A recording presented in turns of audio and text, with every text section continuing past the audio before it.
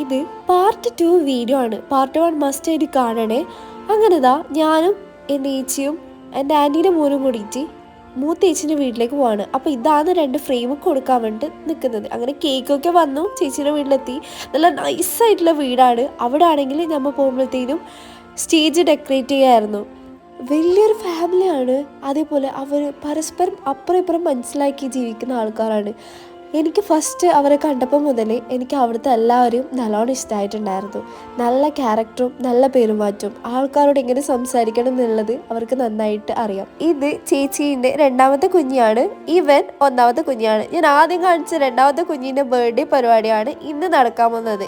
അതായത് ഇതാ ഈ കുഞ്ഞിൻ്റെ ബർത്ത്ഡേ പരിപാടിയാണ് ഇന്ന് നടക്കാൻ പോകുന്നത്. ഞാൻ അവിടേക്ക് പോകുമ്പോഴത്തേനും ഇവൻ നല്ല ഉറക്കമായിരുന്നു കേട്ടോ. അങ്ങനെതാ ചേച്ചീനും കുഞ്ഞിനും ഏട്ടനും എല്ലാവരും കണ്ട് സംസാരിക്കുകയൊക്കെ ഉണ്ടായിരുന്നു. അതൊന്നും എനിക്ക് എടുക്കാൻ വേണ്ടിയിട്ട് പറ്റിയില്ലായിരുന്നു വ്ളോഗിൽ. എനിക്ക് ആ ബ്ലൂ വൈറ്റ് തീം നല്ലോണം ഇഷ്ടമായിട്ടുണ്ടായിരുന്നു. അതേപോലെ അവിടെ ചെയ്ത ഡെക്കറേഷൻസ് അത് ഒന്നും പറയാനില്ല, അത്രയും അടിപൊളിയായിട്ട് അവർ ചെയ്തിട്ടുണ്ടായിരുന്നു. ഒരു 12:30 ആകുമ്പോഴത്തേനും അവിടെ ആൾക്കാരൊക്കെ വന്നിട്ടുണ്ടായിരുന്നു. അങ്ങനെ കേക്ക് കട്ടിംഗ് ഒക്കെ ആയി, കേക്ക് കട്ട് ചെയ്തു, ഗിഫ്റ്റൊക്കെ കൊടുത്തു. ഇത് മിഥുനേട്ടനാണ്, പുള്ളിക്കാരൻ നല്ല രീതിയിൽ പണിയെടുക്കുന്നുണ്ട് കേട്ടോ. അങ്ങനെ എല്ലാവരും കൂടിയിട്ട് ടേബിളൊക്കെ സെറ്റ് ചെയ്യുന്നുണ്ട് കേട്ടോ, ഉച്ചക്കത്തെ ഫുഡ് കഴിക്കാൻ വേണ്ടിയിട്ട്. അങ്ങനെതാ അവരെ കസരൊക്കെ വെച്ച് എല്ലാം റെഡിയാക്കുന്നുണ്ടായിരുന്നു കേട്ടോ. അങ്ങനെതാ ഫുഡ് വിളമ്പി, സാമ്പാർ, അച്ചാർ, ചിക്കൻ, അങ്ങനെ കുറേ കറികളുണ്ടായിരുന്നു. അങ്ങനെ തിരിച്ച് ഞാൻ എൻ്റെ വീട്ടിലേക്ക് വരാനുണ്ടായത്.